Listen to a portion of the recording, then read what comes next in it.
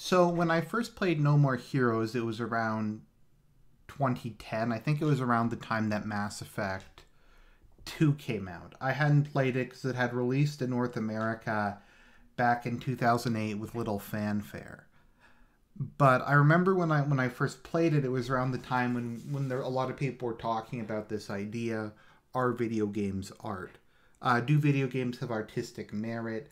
Can they ever be, I guess you could say, elevated to the level of paintings or books or music? Or are they just this bottom of the barrel media format that can't teach us anything about the world we live in, that can't really make us reflect on ourselves at all? And I remember when I first heard that, the game I immediately thought of was No More Heroes. And I do really think it is a very artistic game. Not just in the way it looks, but in what it tries to say. Because for all its kind of strangeness, quirkiness, and interesting design choices, I think it is probably one of the most self-reflexive pieces of media ever produced. Now, the only really good thing about post-modernity is, in terms of entertainment, is self-reflexivity. That is kind of like TV tropes, being aware of the inspiration of your work of fiction, being aware where you're drawing inspiration from, being aware of what you're referencing, being aware of the genre, the tropes, and kind of playing off of that and having fun with that. And No More Heroes is really, I think, an attempt to kind of make the ultimate postmodern video game. And to do it in such a way where it's actually fun and entertaining. Because there's a lot of like experimental stuff like Gone Home. Or like, I can't even think of something, just like some crappy art movie like Tree of Life. Where they're trying to make an artistic statement, but they do it in just such an abrasively bad way that there's no way you can enjoy it. But No More Heroes isn't like that. It does certainly play style over substance, but it does have a lot of substance. The gameplay is really weird, but it does have gameplay. It's not an interactive movie or something like that. So where does one begin with describing No More Heroes? Where does one begin in describing something so weird, so bizarre, so improbable? Well, I suppose let's begin with the premise and our main character, Travis Touchdown. Now, as I'm sure you'll quickly notice, No More Heroes is really a self-reflexive kind of look at the entire video game culture, on neatdom, on otakus, on just kind of all that stuff. And it's kind of a celebration of it, but also a really kind of negative spin on it. So the main character, Travis Touchdown, is 27 years old. He occasionally works minimum wage jobs for a living. He lives in a rundown room at a motel in a crappy California or New Mexico city called Santa Destroy, named No More Heroes. So he lives in like an abandoned motel in near poverty in the middle of this like crappy city in the middle of nowhere. And he just kind of sits around all day. He spends all the money he has on lucha libre masks, video games, collectibles, and pornography. He has like this huge collection of like statues. He has this huge collection of like lucha libre masks. There's this anime he's obsessed with. I forget what it's called, but it's Moe. And he has like body pillows from it. And when he's like fighting people later, when he kills them, he'll be like, "You got no Moe." So he lives there, and the only friend he has is a kitten, of course. So he has this kitten, and she's the only thing he actually cares about. He has one friend who's Bishop, who he barely even really talks to, but who runs the video store that he rents porn from. So Travis decides to kind of leave behind how crappy his life is and to do what all people in similar situations are, all professional meets do, and engage in some sort of Hollywood bizarro fantasy. So what he winds up doing is he's on eBay and he finds a beam katana, and he bids on the beam katana. So there's just some random beam sword that he succeeds in buying. And once he gets his beam katana, he decides he's going to become a professional assassin. And once again, like, it's like, why is this guy becoming a professional assassin? He's just some random NEET. But that's literally, it's just kind of, I think you can see what it's kind of a parody of. It's a parody of just a lot of these people who really don't have any friends, who live really empty lives. And I'm sure I'm guilty of that to a large extent too. But they come online and they kind of have this persona. And they adopt a persona from a video game or an online persona. And that more or less becomes their reality. And they don't really care about the actual world. And so Travis Touchdown, our main character, becomes a professional assassin with his beam katana. So most of the game is you driving around fighting other assassins to try to become number one. So the city of Santa Destroy is the worst overworld probably in any video game. Everything is just, the graphics are blurry, it's gray, you can't tell where you're going. The map looks like shit. There's only a couple places to go. But the reason it's like that is because it's to reflect the fact that Travis doesn't care about the real world. That is how he sees it. He's living in this big city, but he can't even perceive it because it's just so disengaged from his fantasy. So he drives around on a scooter that has like a rocket engine strapped to it. So it's like this crappy scooter that has like jet engines and rocket engines strapped to it. So he's like, even with his like fancy advanced assassin mobile, it's still kind of like a crappy NEET bike. So what happens is early in the game he meets Sylvia. Sylvia is once again kind of fulfilling the whole fantasy. She's this, I don't know, her ethnicity, people keep saying she's Scandinavian or Ukrainian or Japanese, but she has a French accent and she looks French enough. So she's this hot blonde chick. And she approaches Travis and she's like, I am the leader of the International Assassins Association, and I would like you to enter the tournament, or something like that. So she like sells Travis on this whole idea that he's going to become an assassin, he's going to make all this money, he's going to get out of his crappy life. And eventually she even says if he reaches number one, she'll have sex with him. So as with any kind of like sex-starved, kind of NEET, Travis is like, I'm finally going to lose my virginity to this hot woman. And like the whole thing is just obviously a power fantasy. And that's what it's kind of a deconstruction of. But anyway, so Travis enters into the whole assassins competition. So so you start off by killing, I think it's number 11, who's the Holy Sword, or the Drifter, I think his name is.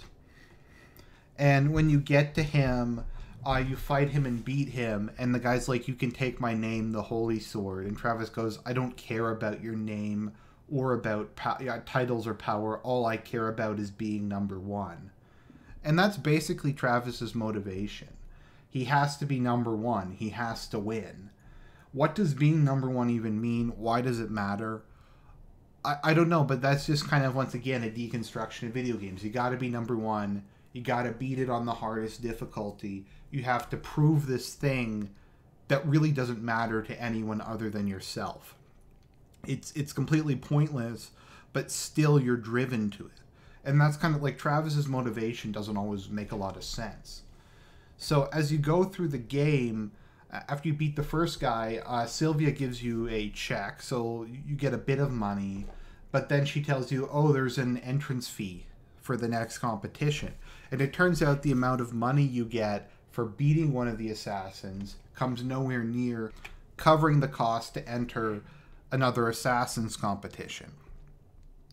So in this case, let's say they give you, I don't know, like $1 million, but the next fight is $2.5 million. So to make up the difference, you have to go and do shitty part-time jobs, such as picking up trash, mowing lawns, grabbing coconuts, just these shitty, horrible mini games. And it's like, that's part of the whole thing. It's like Travis is this assassin, but he's reduced to like doing these shitty part-time jobs to fuel his fantasies. And it's also like he's trying to profit and make a living off of his fantasies. And it's like these tournaments. It costs so much money to go to these tournaments, so much money to just go across the country, etc., that even if you win all of them, it's very hard to stay ahead. The whole thing is just basically a money pit, and the prizes are just there to get you to throw more money into the money pit. So that happens with Travis. So the combat in the game is pretty interesting because you have your beam katana, so it's the Wiimote, so you like swing the Wiimote to do moves and stuff. And if you do certain things with the nunchuck, Travis learns new moves by watching wrestling videos. You go to the local video store, you rent some wrestling tapes, and Travis learns moves from them.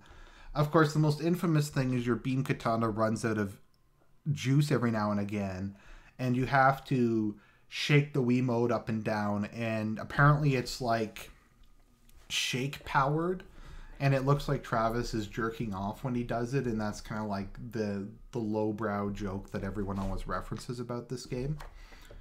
But so, yeah, so you go through the game, and before it just follows a pretty simple repetition. You beat the assassin, you get some money, you have to go get more money.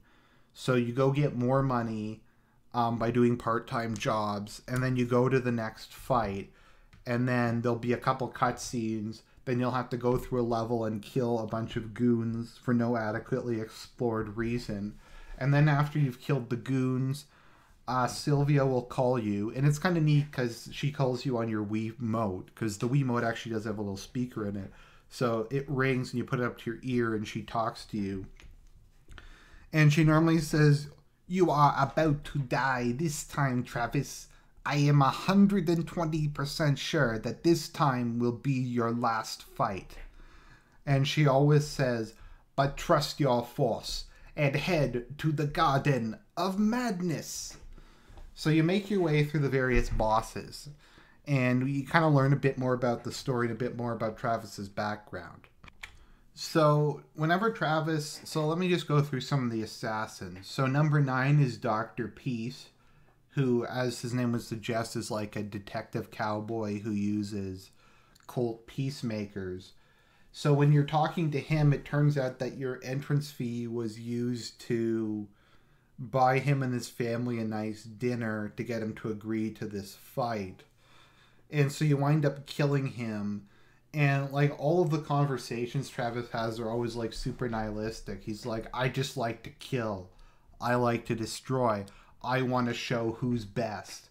And like when he fights Destroy Man's like, "We're both assassins. Why are we fighting one another?"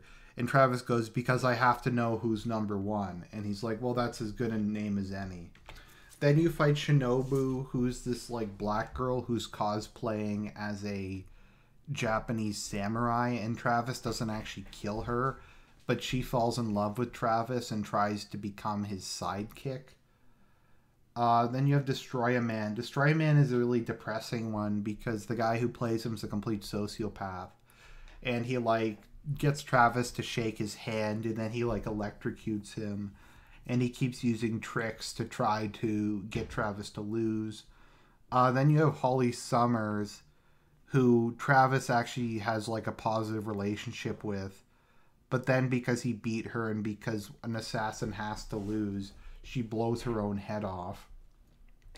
And then when you get to number 5, which is Let's Shake, a strange figure comes out and who also has a beam katana and cuts Let's Shake in half. And he's like, "My name is Henry, I'm Irish." And then it turns out that Henry is actually Travis's twin brother who's older than him. He's like his twin, his older twin. And we've never heard of him before, but apparently Travis had a twin brother from Ireland who also used a beam katana and who was married to Sylvia. But they're divorced now, I think. But this is just kind of like what it's parodying, because like why is there this random brother from Ireland? Like, what could this possibly add to the story? It doesn't add anything to the story. This is bullshit. And what does it have to do with his... Well, there's nothing. It's just to add in another cliche. And Henry's never particularly relevant for the rest of the series. So Travis just kind of continues to make his way down. He has like this fantasy date with Sylvia that turns out that they're fighting like some Siegfried and Roy Jewish magician in a boss fight. I think before that boss fight there's like a scene where like you have to play like an 8-bit game with Travis. It's really weird. But yeah, so eventually you get to Bad Girl, who's number 2, who's like some southern hick who beats people to death with a baseball bat. I think specifically clones to death with a baseball bat. So then you kill her in a really kind of depressing scene. And then it turns out like Sylvia's disappeared and Travis isn't really sure what's happening. So he decides to do for the first time to call her, and he gets some strange woman on the phone and he's like, "Is this the United Assassins Association?" And the woman's like, "Oh no, has she done it again?" And Travis is like, "What are you talking about? Done what? What do you mean she's done?" And she's like, "She's found another person to con." And Travis is like, "Huh?" And she's like, I have to tell you this, there is no International Assassins Association thing. Sylvia just made the whole thing up. You're all just partaking in a con. She just gets people to fight each other and skims most of the entry fees off the top." So yeah, it turns out the entire game, there was no tournament, there was no actual competition.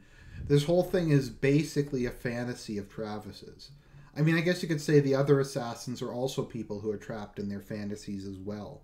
And you can see how their fantasies have just completely ground them down until they're crazed, just kind of remnants of a former person.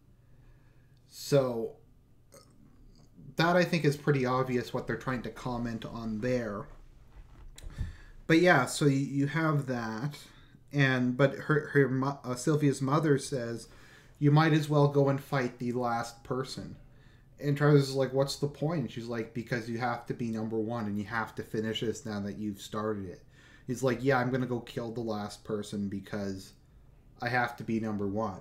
Like, even though there's no stakes anymore, even though the whole tournament was a complete con, Travis has to be number 1. He has to finish the video game. He has to beat the last boss. He needs that sense of accomplishment, even though it really doesn't mean anything anymore." So Travis goes to face down the last boss, and what winds up happening is he gets there and the villain's name is Darkstar. And Darkstar's an obvious ripoff of Darth Vader. And Darkstar basically tries to tell Travis that he's his father, and that this whole thing was actually set up by the person who killed his father. And like as this bullshit's going on, a strange blonde woman shows up and kills Darkstar in one shot. And Travis is like, "Who the hell are you?" And she's like, I'm Jean. And he's like, "Who the fuck is Jean?" She's like, "If I told you, then they'd have to jack up the age rating of this game." And even further. And Travis is like, "I don't give a shit. Tell me who you are." And she's like, "You don't want this to get delayed. You want this to become No More Heroes Forever?" He's like, "I guess you're right. Well, just tell me with it fast forwarded so that we don't have to, so that we can avoid jacking the age rating up."